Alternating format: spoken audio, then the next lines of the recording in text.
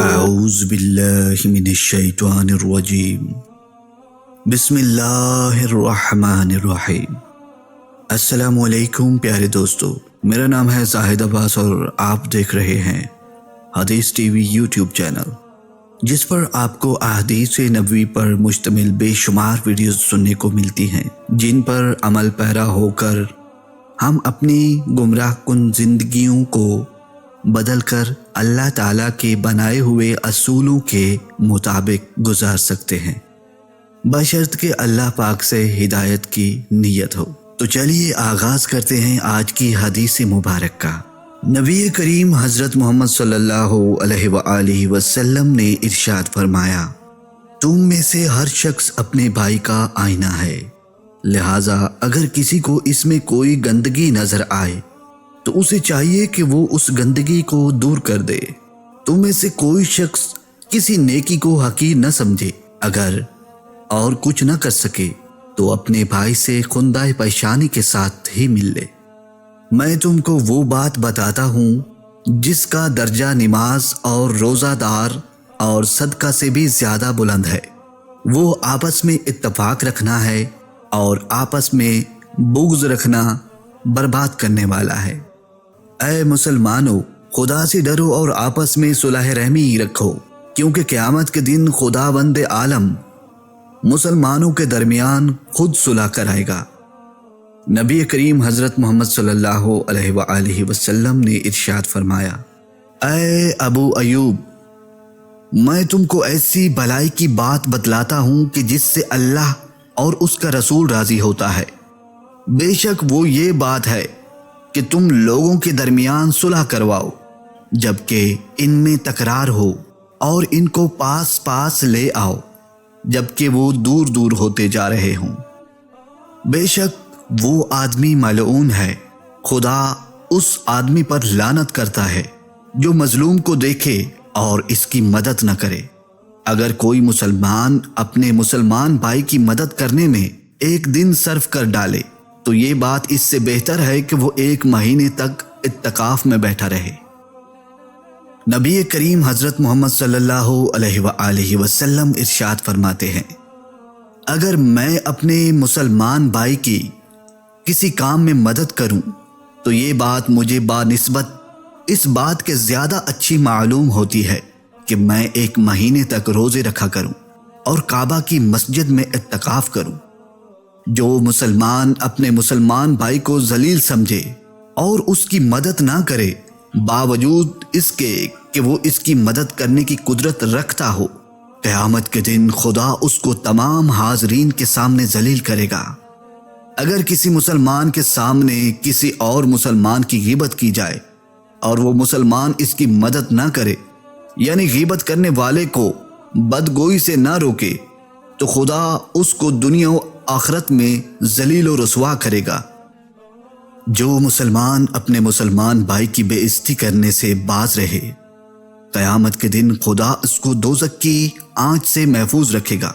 جو مسلمان اپنے مسلمان بھائی کی غیبت کرنے سے باز رہے، خدا اس کو دوزخ کی آگ سے ضرور بچائے گا۔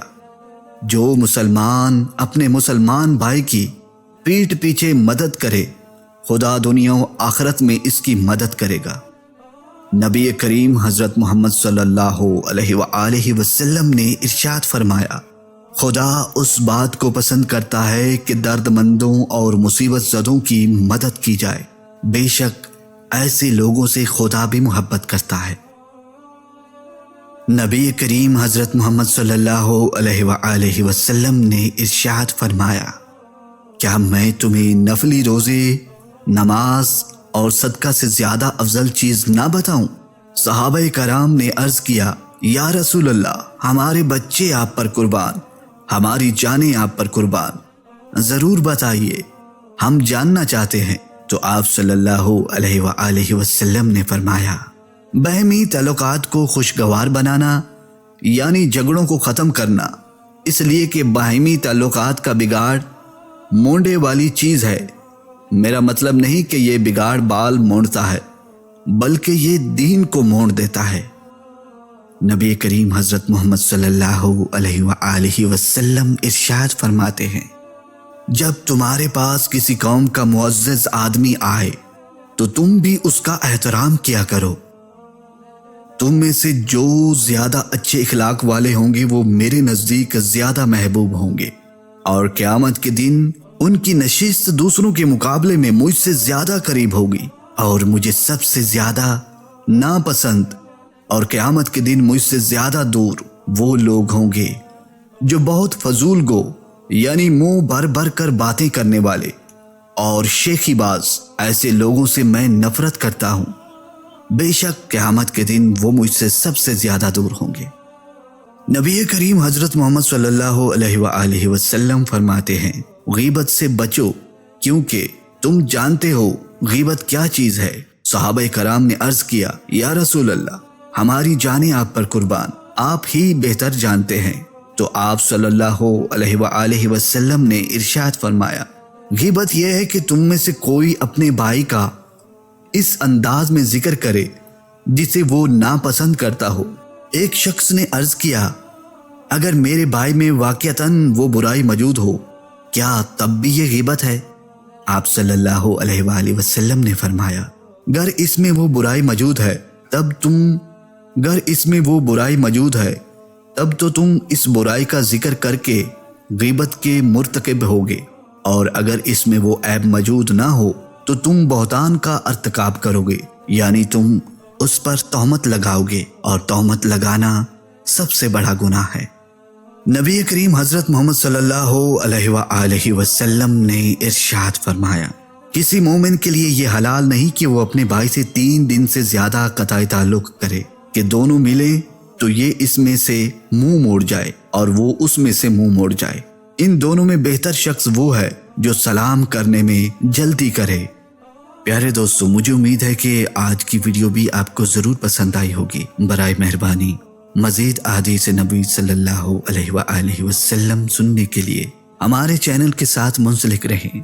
अल्लाह ताला हमें हिदायत के रास्ते पर गामज़न फरमाए और हमें ऐसा बना दे कि बरोज़ माशर नबी करीम हज़रत मोहम्मद सल्लल्लाहु अलैहि वसल्लम के हाथों से जामे कौसर नसीब हो। अल्लाह निगहबान।